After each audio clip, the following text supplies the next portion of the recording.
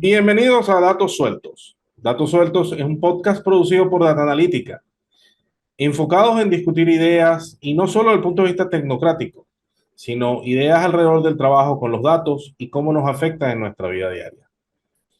Este primer episodio de esta primera temporada del podcast lo iniciamos con alguien que yo considero un invitado de lujo. Tengo que decir que es de las personas más brillantes con quien me ha tocado interactuar. Es de esas personas que cuando hablas con él, las ideas que transmites puede hacerte que se te explote la cabeza. Mi invitado es el ingeniero César Peña Vigas. Bienvenido, ingeniero. Muchas gracias. Para aquellos en la audiencia, este podcast se transmite desde República Dominicana y tenemos audiencia variada, pero para quien no sepa quién es el ingeniero Peña, les hago un corto resumen. Ingeniero mecánico, egresado de la Universidad de Carabobo en Venezuela, máster en ciencias del MIT en Estados Unidos, y fue rector fundador y, digamos, como le decían en los actos de forma protocolar, rector magnífico de mi alma mater, la Universidad Tecnológica del Centro, de la cual hoy es presidente de su fundación. Es importante para mí recordar lo que era el moto de la universidad en esos tiempos, que creo que ya no lo es, que era que el estudiante era empresario de su propio aprendizaje. Con los años, yo entendí lo poderoso de este lema, dada la importancia del papel del empresario en las sociedades libres. Adelante, doctor Peña. El día de hoy lo invité porque me interesa conversar alrededor de un tema que está bastante de moda, que es el tema de la inteligencia artificial. Digamos, es un futuro que ya se está haciendo presente. Un futuro porque si uno leía a Asimov o estas novelas de ciencia ficción en donde planteaban inteligencias artificiales que hasta dominaban el mundo, o las películas de Hollywood, hoy en día ya estamos viendo un impacto real, o sea, ya se está haciendo realidad estos elementos de inteligencia artificial. Y obviamente todo esto va a tener un impacto importante en la educación, el talento y en la productividad de las personas. Entonces yo le pregunto, ¿cómo podríamos imaginar ese futuro que se está haciendo presente en donde la inteligencia artificial y nosotros como seres humanos coexistamos de manera que se preserve esa diversidad de pensamiento y se valore sobre todo la experiencia individual? La inteligencia artificial es una herramienta y como tanto limitada y por tanto limitada, yo no creo que vaya a causar ninguna catástrofe, por supuesto. Como en este caso estoy conjeturando porque no tenemos suficientes elementos de experiencia para poder decir otra cosa, estamos conjeturando. Pero definitivamente el talento va a seguir siendo un condicionante pues, de los progresos y de las aplicaciones que pueda haber de inteligencia artificial, porque la inteligencia artificial no procede por sí misma, procede por acción de alguien que la busca y la utiliza sus resultados. Ahora, definitivamente, el aprendizaje se va a ver bastante afectado, se va a ver beneficiado enormemente, porque el rendimiento marginal, el rendimiento por cada esfuerzo que uno haga para aprender, va a aumentar considerablemente. Porque la inteligencia artificial organiza y disminuye, organiza sistemas complejos.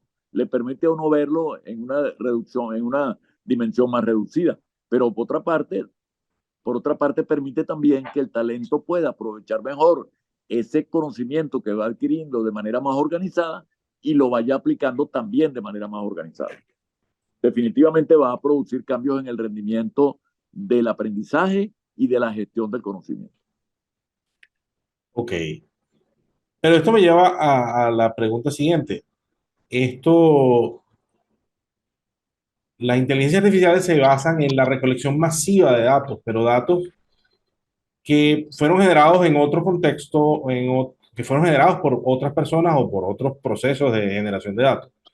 Y entonces, ¿cómo afecta estos problemas de distinguir entre la verdad y la falsedad? O sea, estos elementos de inteligencia artificial como ChatGPT, que es el que está más de moda ahora, pero así como él, hay muchos, no tengan una comprensión real del mundo para distinguir entre verdad y falsedad. Vivimos en un mundo de posverdad en donde hasta hablamos de noticias falsas. Entonces, Pero cómo? es que eso siempre ha ocurrido. Ok, No es un tema que viene con la inteligencia artificial. Siempre ha ocurrido que tenemos que distinguir entre verdad y, y falsedad.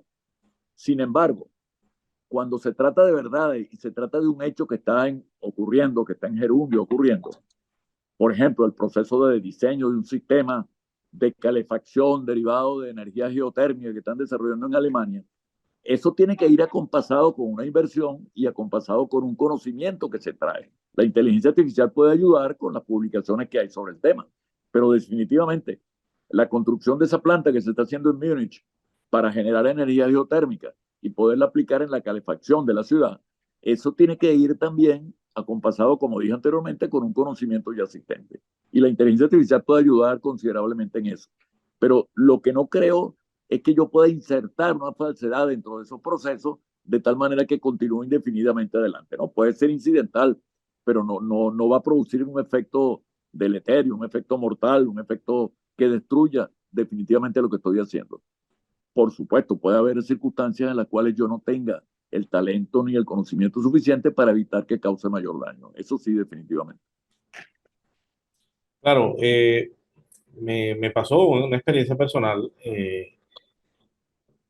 viendo unos posts en redes sociales de estas redes de profesionales. Un amigo comentaba que él había usado de estos chats para apoyarse en la programación y yo decía, bueno, es válido teniendo un nivel de experiencia, uno puede apoyarse en, ahora como la programación se basa en librerías que están alrededor del Internet, que es muy difícil saberlas todas, entonces, como usted dice, hay un incremento de productividad, pero cuando yo hice mi propio experimento, intenté hacer un poco de apoyarme en esta inteligencia artificial para desarrollar unos programas que necesitaba entregar, me empecé a dar cuenta que lo que me estaba respondiendo no eran correctos. Entonces, ahí yo caí en cuenta de que la experiencia también vale, o sea, no necesariamente va a sustituir eso de la experiencia, sino va a incrementar mi productividad siempre que yo sepa lo que estoy haciendo, ¿no?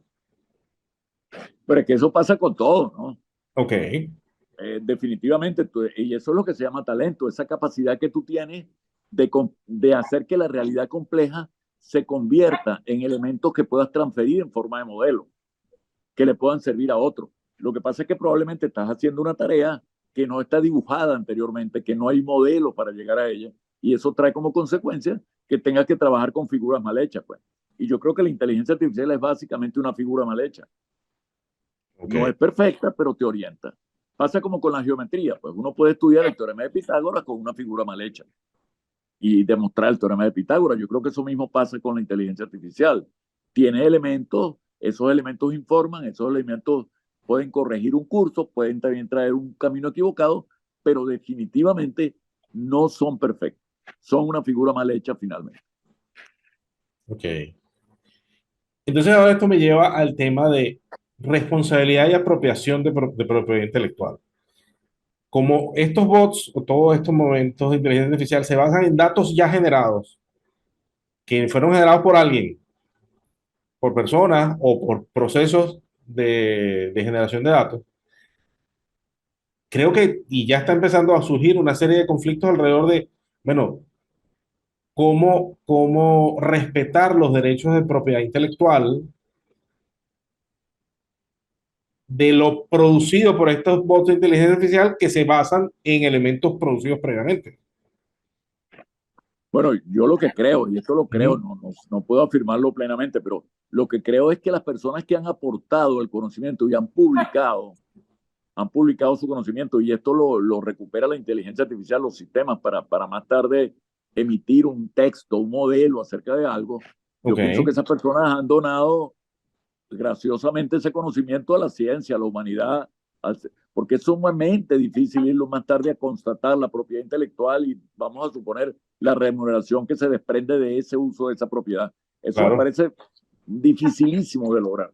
Yo creo que la Bueno, gente que ha producido algo y lo ha publicado, yo creo que tiene que pensar que esto es como una donación graciosa pues a la humanidad y es un aporte enorme del pensamiento científico y del pensamiento organizacional.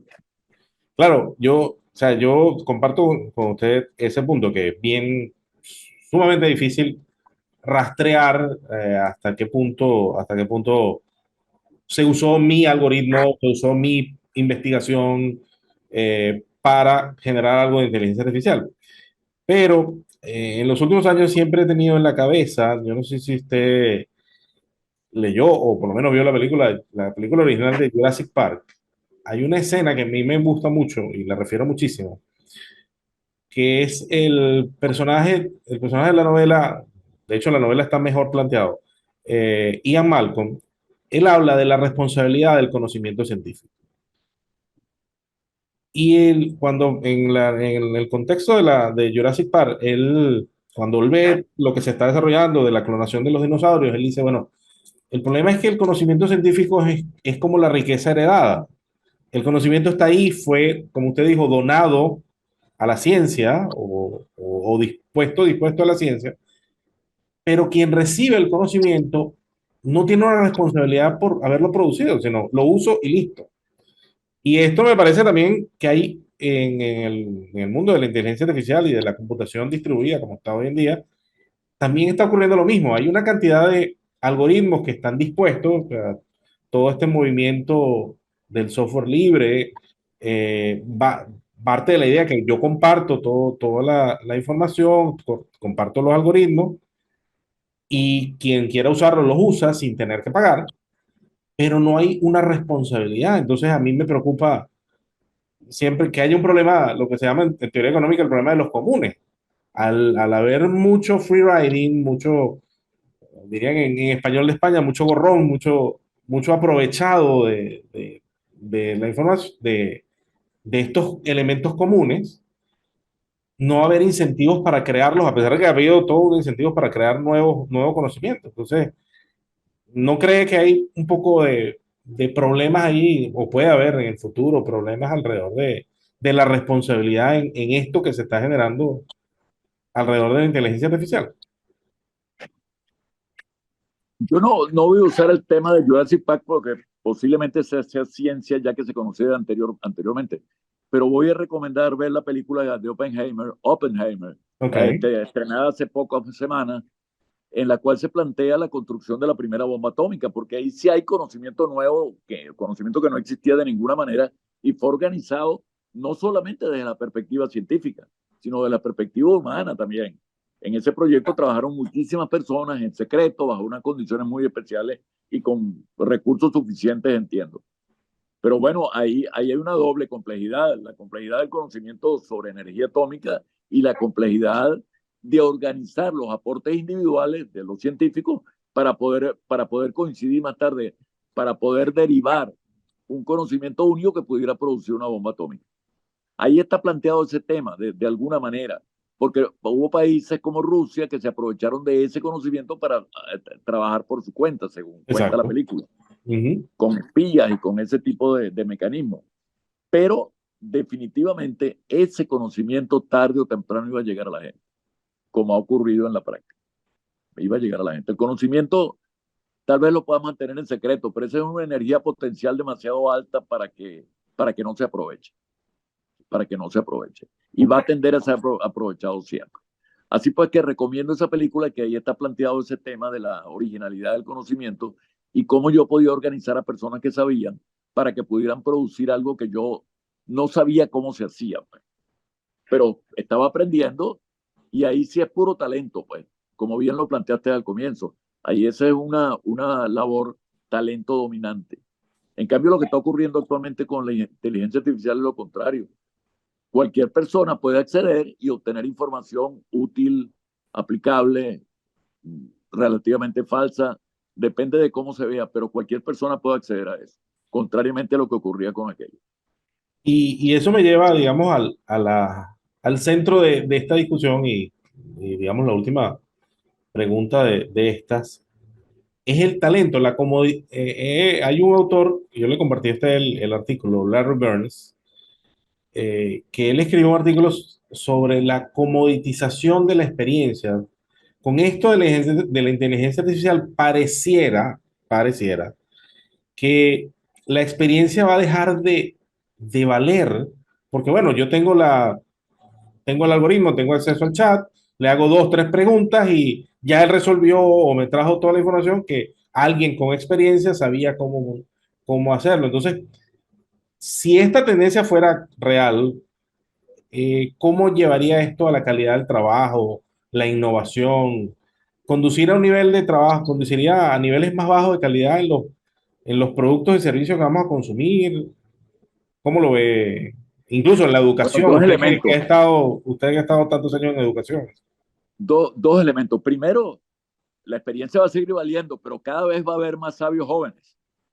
Ok, Es decir, que yo puedo tener, como ocurre hoy en día, pues con el conocimiento y los modelos que se tienen para transmitirlo, yo puedo tener una persona de 30 años capaz de producir una vacuna contra cualquier enfermedad nueva.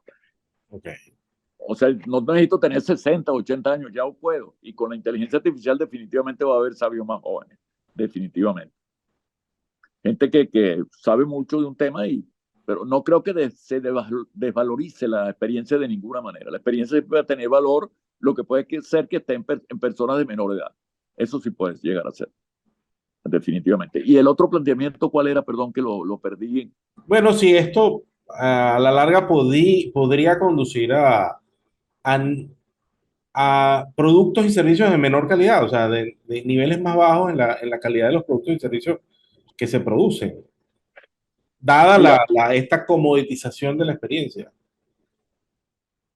la gente cada vez es más exigente. Yo creo que los productos que tengan mercado y que produzcan una economía próspera, que generen una economía próspera, van a seguir siendo producto del talento y de la inteligencia artificial y de otros instrumentos que existen definitivamente. Va a seguir siendo así. Pero lo que sí se puede estrechar enormemente son los márgenes de ganancia por la excesiva o por la enorme información que cada quien posee. Y eso va a traer como consecuencia definitivamente que haya productos que sean de mayor calidad de otros, como existe en la actualidad. Pero los márgenes de ganancia probablemente o de beneficio van a ser menores.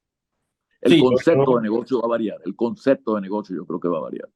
yo en eso estoy muy de acuerdo porque hace algunos años Johan Norberg produjo un muy buen documental que yo también recomiendo que se llama En defensa del capitalismo global. Y Norberg hacía una investigación en India, en donde poblados alejados en India, en donde les había llegado ya la telefonía celular, ya ellos podían acceder a los precios de los productos en los mercados de las ciudades donde los vendían. Entonces ya tenían capacidad de negociación. O lo que sucede hoy en día por ejemplo, las empresas de retail en buena parte de Latinoamérica he visto yo, sufren la competencia de gente que va con su celular a ver un producto, ven que el producto cuesta, no sé, $100 y cuando lo buscan en internet el producto cuesta $30 o $40. Entonces la gente prefiere comprarlo por internet, esperar 2, 3 semanas, pero ahorrarse una cantidad. Entonces eso está obligando a muy buena parte de las empresas del mundo de retail a bajar sus precios y a disminuir sus márgenes. Y eso me parece positivo. Bueno, eso es que eso va a ocurrir más estrechamente, cada vez más estrechamente por la información que produce y por la capacidad de gestión que tiene la gestión de conocimiento. Ustedes se imaginan esto en una cadena de supermercados, por ejemplo, que maneje modelos complejos de gestión de productos, de venta de productos por Internet, porque lo que va a pasar es que los que tienen un supermercado en vivo o en directo, los van a usar Internet también, pues, y eso está ocurriendo. No va a quedarse atrás en la carrera. Y eso va a traer como consecuencia una dificultad enorme de competir. Pero también Internet permite eso, que un agricultor que produce zanahorias en un estado remoto de Venezuela, en el estado Mérida, puede venderla en Caracas ya en conocimiento del precio que tiene al público al final. Eso definitivamente mejora la capacidad de negociación y mejora la producción de zanahorias también. Exacto. Bueno, muchísimas gracias, ingeniero Peña. Para mí siempre es un gusto conversar con usted y espero que la audiencia disfrute de este primer episodio de Datos Sueltos y espero poderlo tener en próximas intervenciones. Y para la audiencia que nos ve a través de nuestras redes sociales, síganos en @dataanalítica y @datos.sueltos. Nos despedimos hasta un próximo episodio. Mi nombre es Osmel Brito y muchísimas gracias. Muchas gracias, Osmel, por la invitación y la oportunidad de contestar tu pregunta. Creo que quedaron todas medio respondidas, porque obviamente este es un tema que está apenas comenzando a surtir efecto, en la humanidad, pues como tal. Pero yo creo que quizás dentro de unos meses podamos conversar de nuevo y ya muchas otras cosas serán más claras y podemos tal vez acometer preguntas más complejas, como cómo hacer, por ejemplo, con las carreras universitarias.